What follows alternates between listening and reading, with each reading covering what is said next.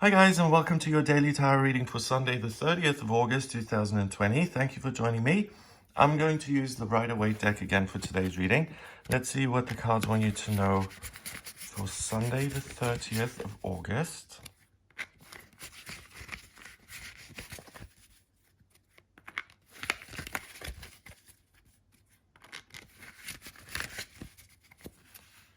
Okay, so we have the Five of Pentacles,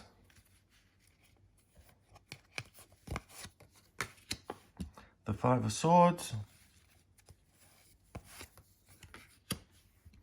and the Eight of Wands. Okay. The Five of Pentacles represents hardship. You can see these two out in the snow. The institution, so the church in this case with the nice stained glass window, has thrown them out in the snow. They're on their own. They've been rejected. This card represents that times are tough in terms of your practical circumstances that you have to kind of struggle on. But the one thing about the card is that you're not alone and that you do have support. So this card is saying that if there are things that are difficult in your life, make sure that you reach out for help. And also intuitively, I'm getting that if something seems really difficult and insurmountable and like you'll never be rid of it, keep working at it. You're almost there. It's important to keep pushing no matter how difficult it feels. Keep going and reach out, ask for help.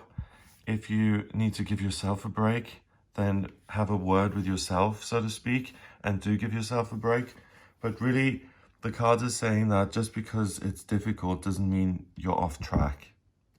The next card is the Five of Swords, and the Five of Swords represents genuine conflict between these three men. They've just fought a battle. He's won. He's got this Schadenfreude kind of smirk on his face, and he's taking pleasure in their misfortune. He's taking pleasure in the fact that he's won. Swords is about ideas, thoughts. So these are arguments, these are ways of living, this is power. And they've had genuine conflict here. Two people have lost, one person has won. So he's in despair, he's really angry, and he's pretty thrilled.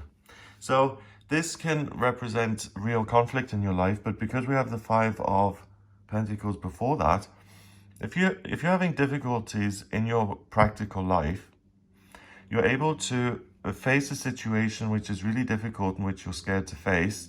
You're able to deal with it head on, and you're able to get your way. So you're able to have the conversation that you need to have so that you can make changes in your practical circumstances. And that conversation opens the door. Imagine these eight wands kind of being pulled out of the card. They open the door for your own vista here, your whole panorama, this whole part of the world that you get for yourself and that you get to explore.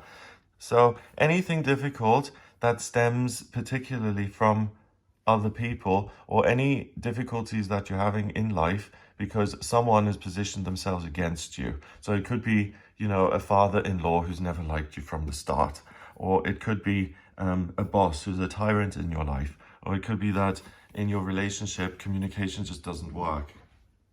And you're struggling, and you've spoken to your friends, and they've said, have a word with this person. What's going on? Why are you in this relationship if you're having such a hard time communicating?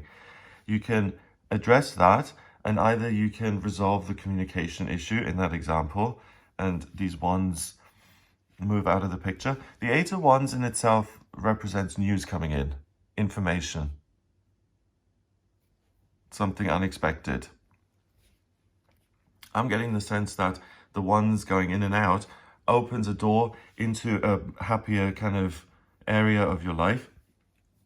And it's by facing a difficulty head on, and rather than being aggressive and addicted to arguments and fighting and having power and everything, it's addressing a genuine hardship in your life.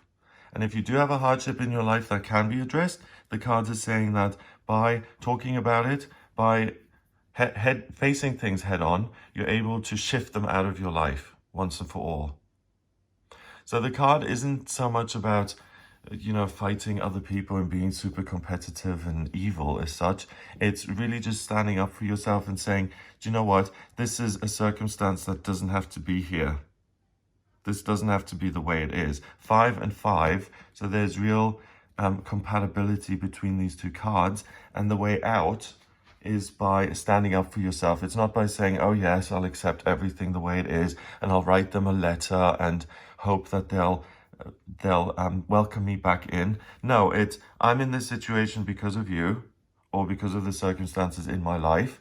I recognize that. I'm having a word with that person or myself, in the sense that, okay, I moved to America to find work.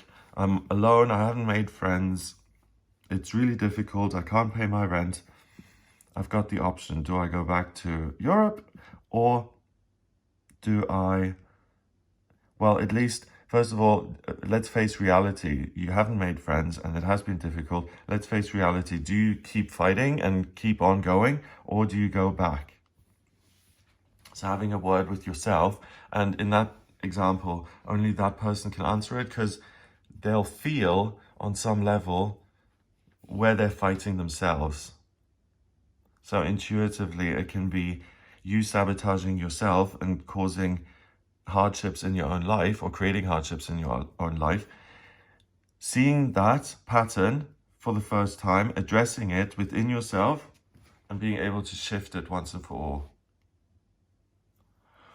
So expect good news and expect a positive outcome, especially if you're having a discussion that doesn't seem super pleasant.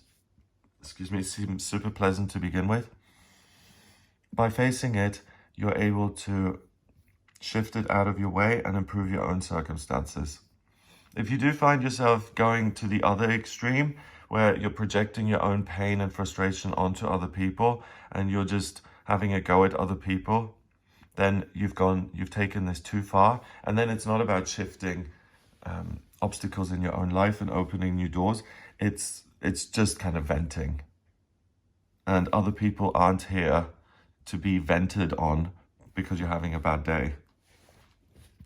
So this is really a good day where someone who's struggling in earnest can have a word with friends around a situation, to get the support, to have a word with themselves, to understand something, and then to actually go out into the world and to have a discussion, a conversation that isn't particularly easy, but that changes your life and that really gets rid of some difficulties. And especially if these difficulties are self-inflicted, this is the kind of day where please have a word with yourself and let go of the negative behavior. You know it's not helping you. Or let go of the addiction. You know it's not helping you in the long term.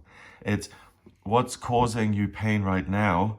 And, you know, if you're trying to cut corners within that, the denial will be gone. You'll be able to see things for what they are, and as a result make changes.